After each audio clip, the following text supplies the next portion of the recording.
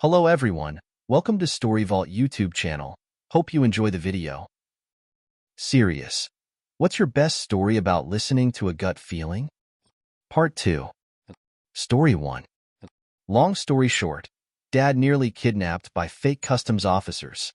When he was a young adult, my dad went to Madrid to stay with a friend. There was sudden change and they couldn't pick him up from the train station. He had to sleep rough in the station. After being mistaken for a prostitute twice, 2 customs officers showed up and started showing my dad their badges and telling him to go with them. Already unsure because they weren't in uniform, my dad followed them anyway. They were putting his stuff in the back of an unmarked car and beckoning him to get in, all the time reassuring him and showing their badges, when he saw a police officer walking down the side of the road. Feeling that something was really wrong, he went up to the police officer and asked him to help get his stuff out of the car. The police officer went over to the 2 men, got the stuff out the car and talked to them and got them to show him their papers. Turns out they were fakes, and the officer took Dad back to the police station after arresting the 2 men and allowed him to stay the night there. Dad got back with his friend and we all lived happily ever after. Comment. Damn, you think they would have found some way to pick him up or help book him a hotel? I would never leave a visiting guest to sleep in the train station under normal circumstances. Story 2. In high school, around everybody's birthday, all their friends would go all out, bringing balloons, brownies, gifts, you name it. It was just a fun tradition the whole school partook in to help with stress and whatnot. Fast forward to my birthday, and as per usual I was given balloons, cake, funny letters for my good friends. All of a sudden I felt like someone was watching me, and I turn around to see a girl in our class staring at me. I walk over and just start a conversation with her, asking her when her own birthday was, and made a mental note. I had such a string gut feeling that I needed to do something for her on her birthday, even though this was our first time talking. I knew this girl was very shy, a little strange, and had recently been given a lot of crap for coming out to a few people at our school. So I figured her birthday might not be as recognized or participated in as maybe mine was. Fast forward to her own birthday, and I brought her the biggest balloon I could find and some baked goods. As classes went on, I soon realized that was the only thing anyone got her that day. I caught her in the parking lot to say happy birthday one last time before heading to practice, and she seemed happy and normal. Fast forward to about 4 months later, I got chatting to her again. She pulled me aside and told me that for the last year or so she had been planning to kill herself on her birthday. I was in shock. She told me that the balloon and goodies showed her enough of a brighter side to life to hold off and rethink things, since a stranger seemed to care enough about a special day for her. I still can't believe it. TLDR, a balloon saved a girl's life. Story 3. Made a throwaway account for obvious reasons. Matched with a guy on Tinder, met up with him, seemed cool, but I couldn't get rid of this feeling. Hung out for a weekend, drank, went out, and right before I left his place I found kiddie porn. I noped the fuck out of there and called the cops. Story 4. So my friend and I were walking around at like 2 o'clock in the morning playing Pokemon Go when it had first came out. It was very quiet and we were just talking to each other when all of a sudden a very loud truck came down the road and drove past us. Then all of a sudden, I just got this feeling in my gut that told me to run. I told my friend what I was feeling, and he immediately told me to run. So we ran behind a gas station parking lot and hid behind a dumpster for a second. And sure enough, that same truck had turned around at the light and came back to the parking lot and even went behind the store in their truck, looking for us. They were in and out, but it was still one of the most chilling feelings I've had before. Comment. I had something similar happen when I was a teenager out walking past curfew. A truck came by with a guy in the back manning a searchlight, so we all dove behind a bush. We ran into a cop later, and he told us there was a bunch of rednecks who got their house vandalized out looking for blood. Maybe your thing was similar. You never know what people will do if they are pissed enough and spot someone who matches the right description.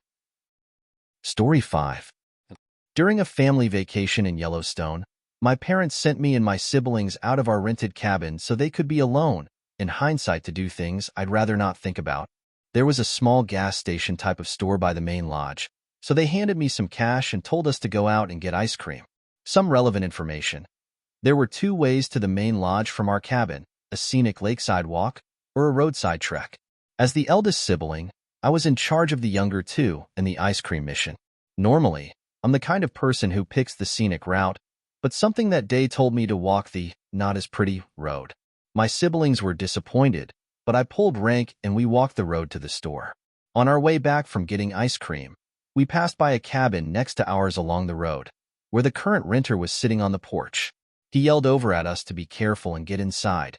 Not 15 minutes earlier, when we would have been walking to get ice cream, he had seen a decent-sized grizzly bear walking on the lake right where Wood would have walked.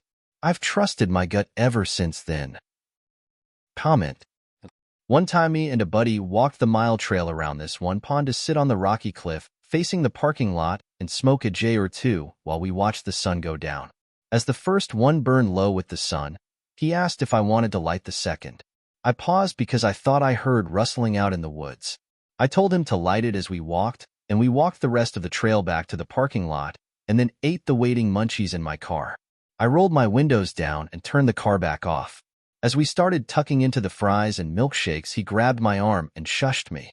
He pointed to the very edge of the pool of light cast by the street light above us, and as I peered over I could dimly make out a big-ass mountain lion.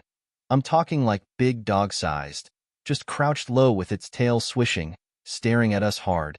I said, "That bee is about to come at us," and quickly turned my car on and blared the Foo Fighters that happened to be on the radio. I popped into reverse and revved backwards as the cat launched into motion, speeding around the pool of light towards us. I threw it into drive and floored it as my buddy hooped and hollered at the now pacing mountain lion. Makes for a nice stoner story, but to be honest, all I could think about for days after that was Jesse asking, "Hey man, you want me to light this one?" And then hearing the leaves rustle behind us. I cried myself to sleep and couldn't eat. I had PTSD without realizing it for months afterwards. You couldn't get me out of the car if I was even close to a tree lean there for a while. I love the outdoors and am comfortable dealing with predators out in the wild now, but it ducked me up something good knowing that my gut is the only reason I wasn't killed or horribly maimed that night. Now I trust that ducker without pause. Story 6. When I was about 9 to 10 years old, I used to water my neighbor's plants for her when she was on vacation. Normally, my older brother and I went together, but the previous day, we got into a giant argument, turned into water fight, while doing the task, so my mom decided we would go alone on alternate days for the rest of her trip. Now my neighbor had a lot of flowers both in front of, and I'm back if her house and tiny 10-year-old me had to drag a hose between the two. It wasn't an easy task. I started by dragging the hose from the side yard to the front. I noticed the back sliding screen door was in the center, where I thought it was usually to the side. I shrugged it off and got the hose to the front door. Then, all of a sudden had a gut feeling something was off, and I needed to get out of there. I dropped the hose and went back to my house next door, separated by about an acre of heavily wooded area. I told my mom something was off, and I was too scared to finish watering. She brushed me off, and we went about our day, telling me we could finish the task together later. She thought I was just too tired or lazy to do it all on my own. I told her that it wasn't true and I got a weird feeling over there. But anyways, we decided we would return that evening when it cooled off. When we returned that evening, the back window was broken and my neighbor's house had been robbed. One of the large flower pots was now knocked over, where it hadn't been that morning. The screen door was now off to the side again. That means the burglars were probably inside while I was outside watering the plants. We were both terrified and called the police, of course. My mom now believes my gut feelings. Story 7. I've told this multiple times at this point, but my mom and dad went to visit some friends in Thunder Bay, Ontario. The friends introduced my parents to their daughter and her boyfriend. Well, the entire time my parents were visiting, my mom kept getting this really bad feeling about the boyfriend. He made her so uncomfortable for some reason that my parents actually ended up leaving early because my mom kept getting such a weird vibe from the guy. Well, a few weeks after their visit, the boyfriend killed my parents' friends, their daughter and other kid, and then himself. So my mom was definitely right. Comment. Happened to my wife and I when we first met. It was the second time I hung out with my future mother-in-law's friends. The friend and her husband were fighting, and the husband acted strangely. Tried to walk home and asked if we believed in God in the car on the way home. My wife and I left. When we got to the driveway in her car, everyone else went inside. Just a handful of minutes later, the husband shot his wife and brother-in-law and then searched the house for anyone else. Cops saw the blood trail and then shot himself. Story 8. Here's a satisfying one from today. I am a vet. Gave a vaccine to a toy breed dog today. Has had this vaccine before with no problems. Immediately after giving the shot, he just looked slightly off to me. Maybe just more quiet than usual. All vitals normal, but just not quite his typical happy self. My gut said this is not right. I asked the owner to wait 15 minutes before leaving to make sure no vaccine reaction. 5 minutes later, he had an anaphylactic seizure in my lobby. Was ready for it. Immediate emergency treatment for anaphylaxis. 1 hour later, barking his fool head off incessantly in my treatment room to tell me he's ready to go home. So, that's the end of the video. Hit the like button and subscribe. Have a good day and see you in the next video.